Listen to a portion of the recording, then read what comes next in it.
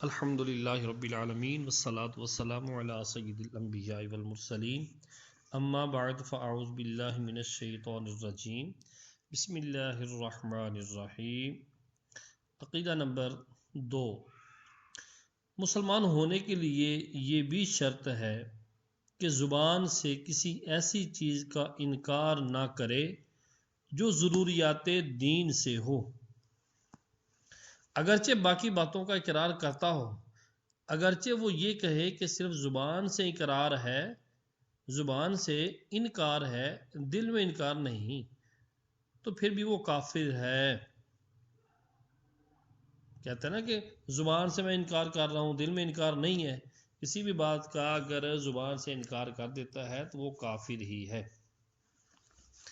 کہ بلا اکراہ شرعی مسلمان کلمہ کفر صادر نہیں کر سکتا۔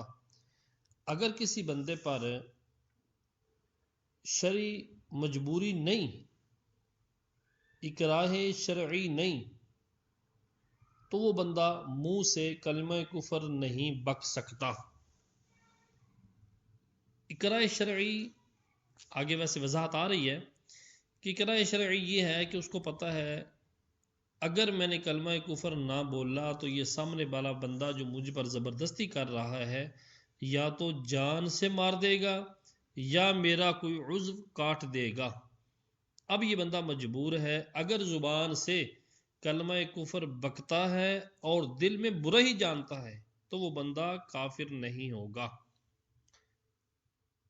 وہی شخص اگر ایسی بات منہ پر لائے گا جس کے دل میں اتنی ہی وقت ہے کہ جب چاہا انکار کر دیا، اور ایمان تو ایسی تصدیق ہے جس کے خلاف کی اصلاً گنجائش نہیں۔ نمبر 1، مسئلہ: اگر معاذ اللہ کلمہ کفر جاری کرنے پر کوئی شخص مجبور کیا گیا، کسی کو کہا گیا کہ تم یہ بکو، یعنی اسے مار ڈالنے یا اس کا عضو کاٹ ڈالنے کی صحیح دھمکی دی گئی کہ یہ دھمکانے والے کو اس بات کے کرنے پر قادر سمجھے، اس کو اس بات کا یقین ہے کہ یہ بندہ کر بھی گزرے گا، یہ ایسا سر پھرا ہے، یہ جو کہہ رہا ہے میں نے اگر اس کی بات نہ مانی یہ کر گزرے گا، تو ایسی حالت میں اس کو یہ رخصت دی گئی ہے کہ زبان سے کلمہ کفر بول لے، مگر شرط یہ ہے کہ دل میں وہی اطمینان ایمانی ہو، ایمان کے اعتبار سے دل کے اندر مطمئن ہو، جی جو پیشتر تھا، مگر افضل جب بھی یہی ہے کہ قتل ہو جائے اور کلمہ کفر نہ کہے۔ نمبر 2، عمل جوارح داخل ایمان نہیں، یعنی یہ ضروری نہیں کہ اعضاء کے ذریعے عمل کر کے بندہ ایمان میں داخل ہوتا ہے، یہ بات ضروری نہیں۔ ایمان اقرار باللسان اور تصدیق قلب کا نام ہے، البتہ بعض اعمال جو قطعاً ایمان کے منافی ہیں ان کے مرتکب کو کافر کہا جائے گا۔ بعض ایسی اعمال ہیں کہ ان کو کرنے والے کو بندے کو کافر کہیں گے، جیسے بت یا چاند سورج کو سجدہ کرنا، اور قتل نبی یا نبی کی توہین، یا مصحف شریف قرآن پاک یا کعبہ معظمہ کی توہین، اور کسی سنت کو ہلکا بتانا جاننا، یہ باتیں یقیناً کفر ہیں۔ یوں ہی بعض اعمال کفر کی علامت ہیں، جیسے زنار، وہ دھاگا یا ڈوری ہے جو ہندو گلے سے نکال کر بغل کے نیچے تک ڈالتے ہیں، عیسائی مجوسی لوگ آگ کی پوجا کرنے والے کمر پر باندھتے ہیں، زنار باندھنا، سر پر چٹیا رکھنا، بال تھوڑے سے رکھ دینا، ایک طرف سے بڑھا دینا، نظر مانی ہوئی ہے ہم نے، یا کشکا لگانا۔ کشکا کیا ہوتا ہے؟ ہندو ماتھے کے درمیان میں لگاتے ہیں، ہندو عورتیں عام طور پر ماتھے کے درمیان میں لگاتی ہیں کشکا۔ ایسے افعال کے مرتکب کو فقہاء کرام کافر کہتے ہیں۔ تو جب ان اعمال سے کفر لازم ہے تو ان کے مرتکب کو اد سرے نو یعنی اس بات کام کرنے والے کو کہا جائے گا کہ نئے سرے سے ایمان لا، اور اگر بیوی والا ہے تو بیوی سے تجدید نکاح بھی کر۔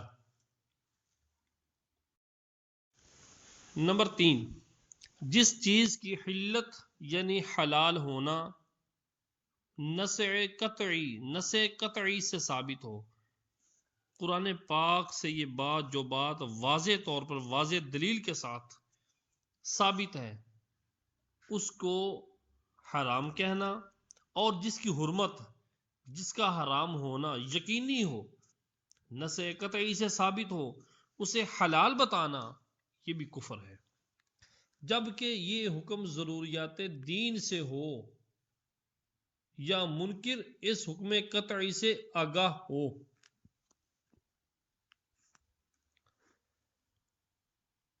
یعنی واضح باتیں، مثال کے طور پر اللہ تبارک و تعالی نے جن چیزوں کا قرآن پاک میں واضح حلال ہونے کا فرمایا ان کو حرام بتائے، یا جن کو حرام بتایا ہے ان کو حلال بتائے، حلال جاننے، تو وہ بندہ کافر ہے۔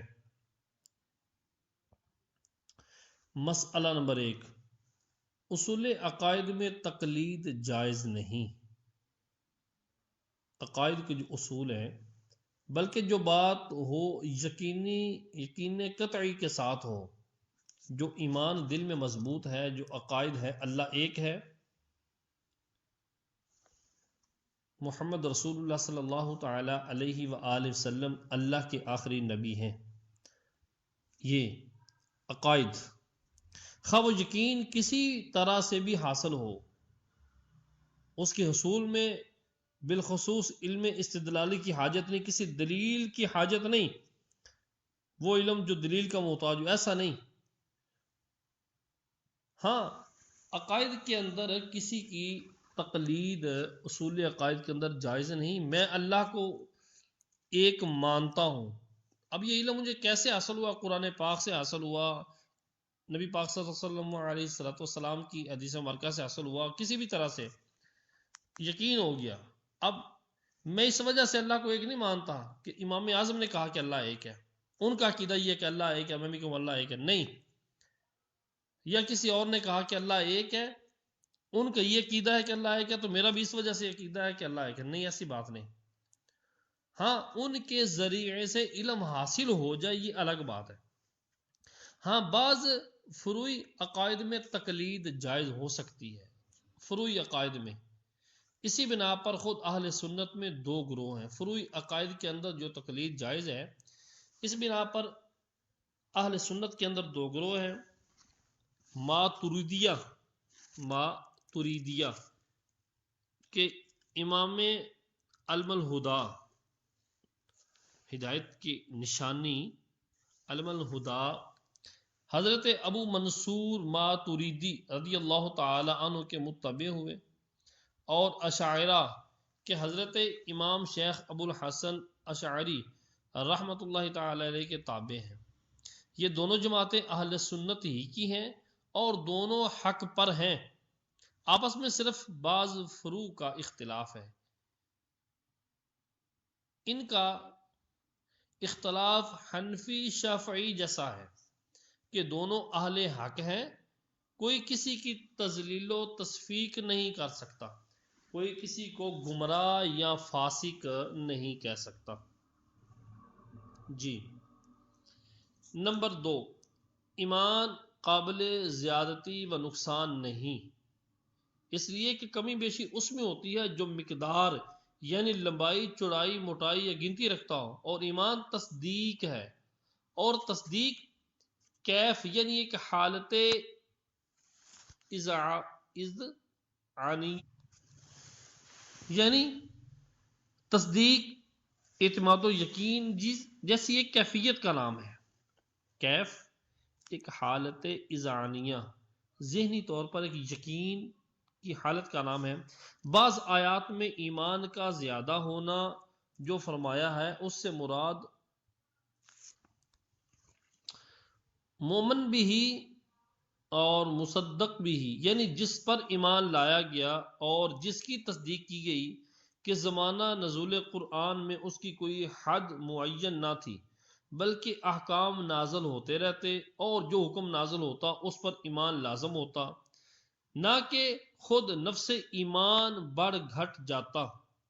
البتہ ایمان قابل شدت و ضعف ہے کہ یہ کیف کے عوارض سے ہے، کیف کے لوازمات میں سے ہے۔ یعنی اس عبارت کے اندر خلاصہ یہ ہے کہ ایمان ایسی چیز نہیں کہ ایمان بڑھ جاتا ہے اور کم ہو جاتا ہے۔ ایمان تو ایک تصدیق کا نام ہے، ایک کیفیت کا نام ہے، کیفیت قلبی ہے ایک، اس کے اندر شدت اور ضعف ہو سکتا ہے۔ کیوں؟ یہ ایمان کے عوارض، کیف کے عوارض میں سے ہیں۔ حضرت سیدنا صدیق اکبر رضی اللہ تعالی عنہ کا تنہا ایمان اس امت کے تمام افراد کے مجموع ایمانوں پر غالب ہے۔ اب آپ کا بھی ماشاءاللہ ایمان تھا، آج کے مسلمان کا بھی ایمان ہے، لیکن ان کا ایمان قوی اور مضبوط۔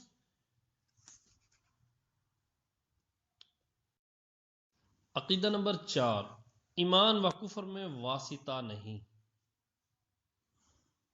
یعنی آدمی یا مسلمان ہوگا یا کافر، تیسری صورت کوئی نہیں کہ نہ مسلمان ہو نہ کافر ہو، درمیانے کی صورت ہو، درمیانہ کو واسطہ ہو، ایسی بات کوئی نہیں۔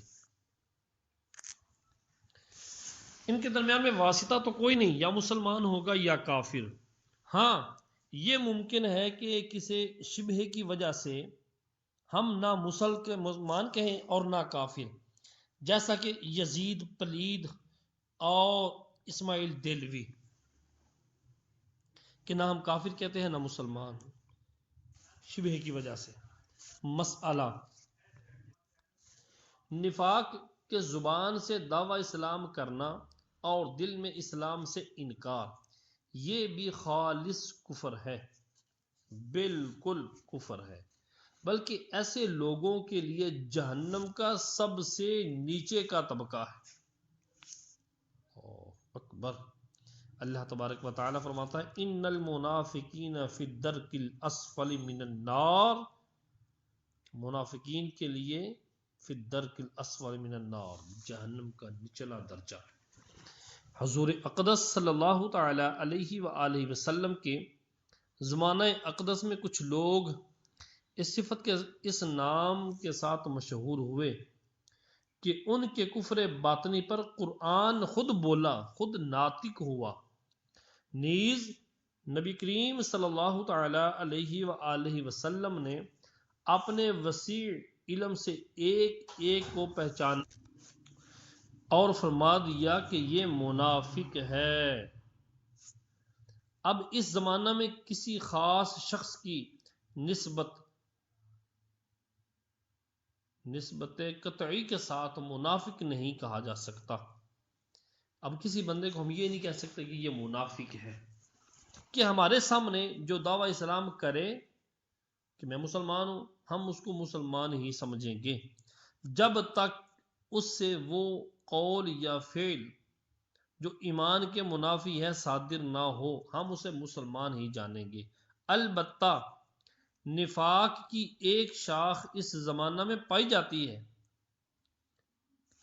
ایک قسم منافقت کی پائی جا رہی ہے کہ بہت سے بد مذہب اپنے آپ کو مسلمان کہتے ہیں اور دیکھا جاتا ہے تو دعویٰ اسلام کے ساتھ ضروریات دین کا انکار بھی ہے۔ نمبر 5، شرک کے معنی غیر خدا کو واجب الوجود یا مستحق عبادت جاننا۔ شرک کے معنی کیا ہے؟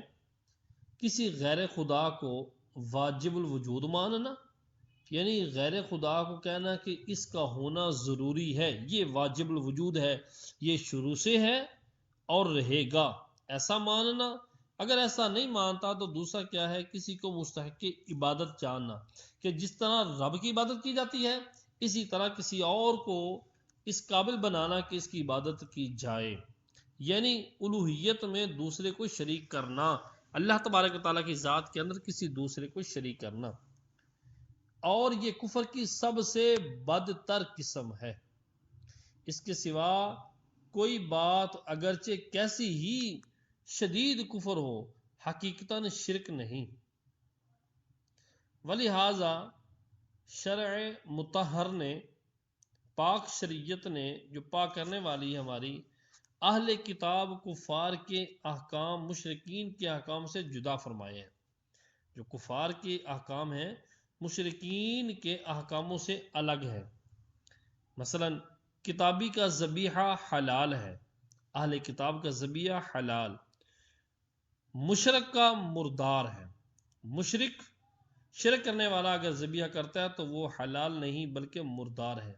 کتابیہ سے نکاح ہو سکتا ہے، اہل کتاب کتابیہ سے نکاح ہو سکتا ہے، مشرکہ سے نہیں ہو سکتا۔ امام شافعی کے نزدیک کتابی سے جزیہ لیا جائے گا۔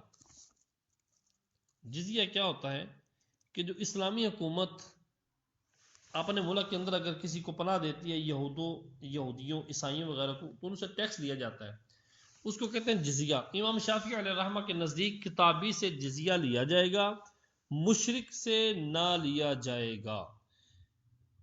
اب جب کتابی سے لے لیں گے تو وہ ہمارے امن میں ہوگا، مامون ہوگا، اس کے تمام لوازمات ہمارے ذمہ ہوں گے، اس کی حفاظت، جبکہ مشرک سے نہ جزیہ لیا جائے گا نہ اس کی حفاظت اپنے ذمہ ہوگی۔ اور کبھی شرک بول کر مطلقاً کفر مراد لیا جاتا ہے۔ جب شرک بولا جائے تو مراد ڈائریکٹ کفر ہوتا ہے، کہ یہ جو قرآن عظیم میں فرمایا کہ شرک نہ بخشا جائے گا، وہ اسی معنی پر ہے، یعنی اصلاً کسی کفر کی مغفرت نہ ہوگی۔ باقی سب گناہ اللہ عز و جل کی مشیت پر ہے، جسے چاہے بخش دے۔ قاعدہ نمبر 6، مرتکب کبیرہ مسلمان ہے۔ کبیرہ گناہ کرنے والا مسلمان ہی ہے اور جنت میں جائے گا، خواہ اللہ عز و جل اپنے محض فضل سے اس کی مغفرت فرما دے یا حضور اقدس صلی اللہ علیہ وآلہ وسلم کی شفاعت کے بعد، یا اپنے کیے کی کچھ سزا پا کر اس کے بعد کبھی جنت سے نہ نکلے گا۔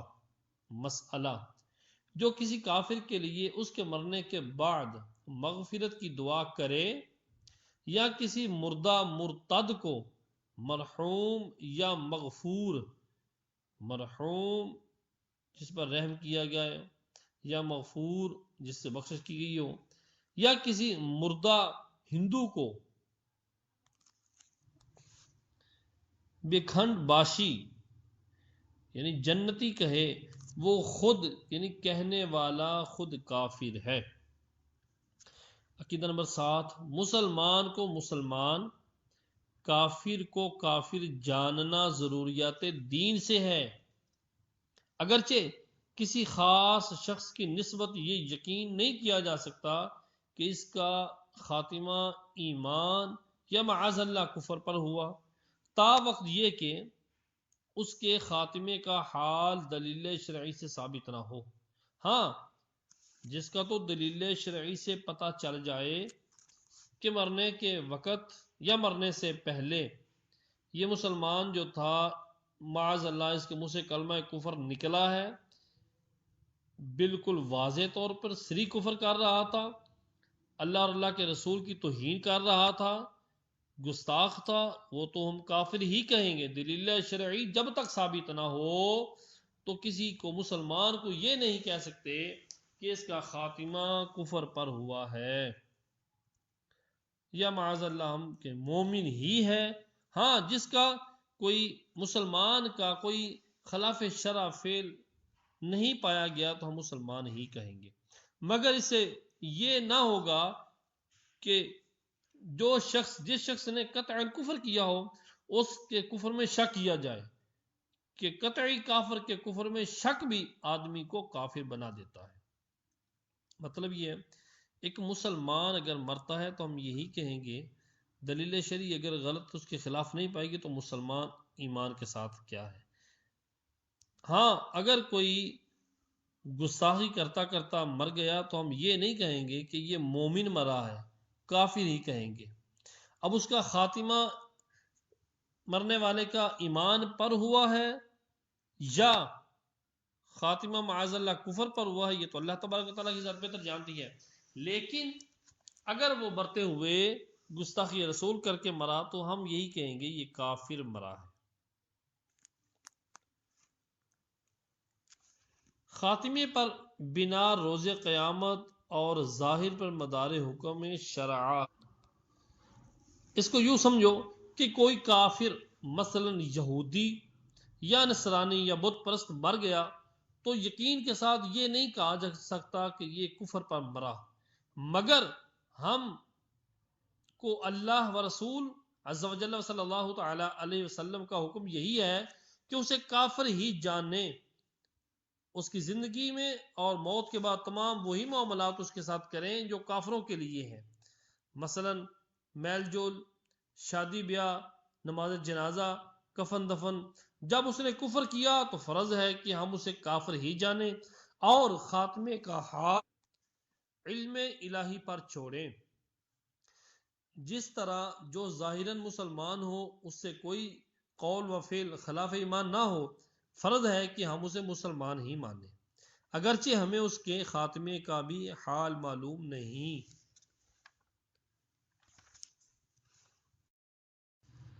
اس زمانہ میں بعض لوگ یہ کہتے ہیں کہ میاں جتنی دیر اسے کافر کہو گے اتنی دیر اللہ اللہ کرو کہ یہ ثواب کی بات ہے۔ اس کا جواب یہ ہے کہ ہم کب کہتے ہیں کہ کافر کافر کا وظیفہ کر لو؟ مقصود یہ ہے کہ اسے کافر جانو اور پوچھا جائے تو قطعاً کافر کہو، نہ یہ کہ اپنے صلح کل سے اس کے کفر پر پردہ ڈالو۔ نہیں بھئی ہم تو کافر نہیں کسی کو کہتے، نہ بھئی ایک واضح کافر ہے، ابو لہب ہے، ابو جہل ہے، واضح کافر ہیں۔ پوچھا جائے ابو جہل کون ہے تو کہنا پڑے گا بھئی یہ کہ یہ کافر ہے۔ کافر کو کافر جاننا یہ ضروریات دین میں سے ہے۔ چے جائے کہ کافر نہ کہو کہ ثواب نہیں ملے گا تو یہ تو وہ فضولیات۔ ضروری وضاحت تنبیہ، حدیث مبارکہ میں ہے ستف تاریخ امتی ثلاثا و سبعین فرقہ کلہم فی النار الا واحدہ، یہ امت 73 فرقے ہو جائے گی، ایک فرقہ جنتی ہوگا باقی سب جہنمی۔ صحابہ نے عرض کی من ہم یا رسول اللہ صلی اللہ تعالی علیہ وآلہ وسلم، وہ ناجی فرقہ کون ہے یا رسول اللہ؟ فرمایا ما انا علیہ و اصحابی، وہ جس پر میں اور میرے صحابہ ہیں، یعنی سنت کے پیرو۔ دوسری روایت میں ہے فرمایا ہم الجماعہ، وہ جماعت ہے، یعنی مسلمانوں کا بڑا گروہ ہے جسے سواد اعظم فرمایا، اور فرمایا جو اس سے الگ ہوا جہنم میں الگ ہوا۔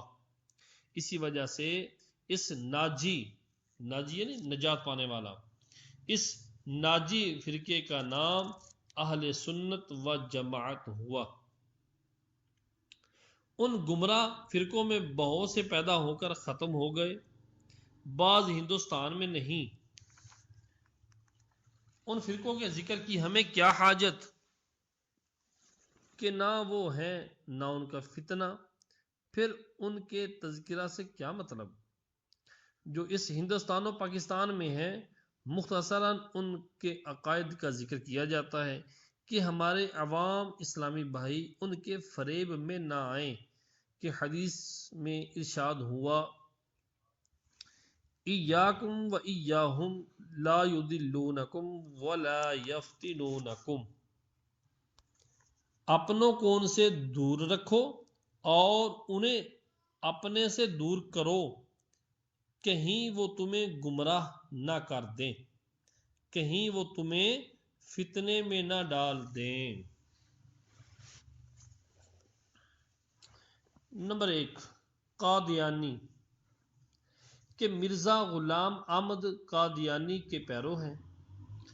اس شخص نے اپنی نبوت کا دعویٰ کیا اور انبیاء کرام علیہ السلام کی شان میں نہایت بے باکی کے ساتھ گستاخیاں کی، خصوصاً حضرت عیسیٰ روح اللہ و کلمۃ اللہ علیہ السلام اور ان کی والدہ ماجدہ طیبہ طاہرہ صدیقہ مریم کی جلیل شان میں تو وہ بیہودہ کلمات استعمال کیے جن کے ذکر سے مسلمانوں کے دل ہل جاتے ہیں، مگر ضرورت زمانہ مجبور کر رہی ہے کہ لوگوں کے سامنے ان کے چند بطور نمونہ ذکر کیے جائیں۔ خود مدعی نبوت بننا کافر ہونے اور ابد الآباد جہنم میں رہنے کے لیے کافی تھا کہ قرآن مجید کا انکار اور حضور خاتم النبیین صلی اللہ علیہ وسلم کو خاتم النبیین نہ ماننا، مگر اس نے اتنی ہی بات پر اکتفا نہ کیا بلکہ انبیاء علیہ السلام کی تکذیب جٹلایا، توہین کا وبال بھی اپنے سر لیا، اور صدہا کئی سو کفر کا مجموعہ ہے کہ ہر نبی کی تکذیب مستقلاً الگ سے کفر ہے، اگرچہ بعض باقی انبیاء و دیگر ضروریات کا قائل بنتا ہو، بلکہ کسی ایک نبی کی تکذیب سب کی تکذیب ہے۔ چنانچہ آیت کریمہ ہے کذبت قوم نوح المرسلین وغیرہ اس کی شاہد ہیں، اور اس نے تو صدہا کی تکذیب کی، بے شمار کی تکذیب کی اور اپنے آپ کو نبی سے بہتر بتایا۔ ایسے شخص اور اس کے متبعین کے کافر ہونے میں مسلمانوں کو ہرگز شک نہیں ہو سکتا، بلکہ ایسے کی تکفیر میں یعنی کفر کرنے میں کہنے میں، ایسے کو کافر کہنے میں اس کے اقوال پر مطلع ہو کر جو شک کرے خود کافر ہے۔ اب اس کے اقوال سنیے ذرا۔ کتاب کا نام ہے ازالہ اوہام، صفحہ نمبر 533۔ کیا بکتا ہے؟ خدا تعالی نے براہین احمدیہ میں اس عاجز کا نام امتی بھی رکھا اور نبی بھی۔ انجام آتھم صفحہ نمبر 52 میں ہے، اے احمد تیرا نام پورا ہو جائے گا قبل اس کے جو میرا نام پورا ہو۔ صفحہ 55 میں ہے، تجھے خوشخبری ہو اے احمد تو میری مراد ہے اور میرے ساتھ ہے۔ رسول اللہ صلی اللہ تعالی علیہ وآلہ وسلم کی شان اقدس میں جو آیتیں تھیں انہیں اپنے اوپر جما لیا۔ انجام صفحہ نمبر 78 میں کہتا ہے، وما ارسلناک الا رحمۃ للعالمین، تجھ کو تمام جہان کی رحمت کے واسطے روانہ کیا۔ نیز یہ آیت کریمہ وَمُبَشِّرًا بِرَسُولٍ يَأْتِي مِن بَعْدِ اسْمُهُ احمد سے اپنی ذات مراد لیتا ہے۔ دافع البلاء صفحہ نمبر 6 میں ہے، مجھ کو اللہ تعالیٰ فرماتا ہے انت منی بمنزلۃ اولادی انت منی وانا منکا، یعنی اے غلام محمد تو میری اولاد کی جگہ ہے اور مجھ سے اور میں تجھ سے ہوں۔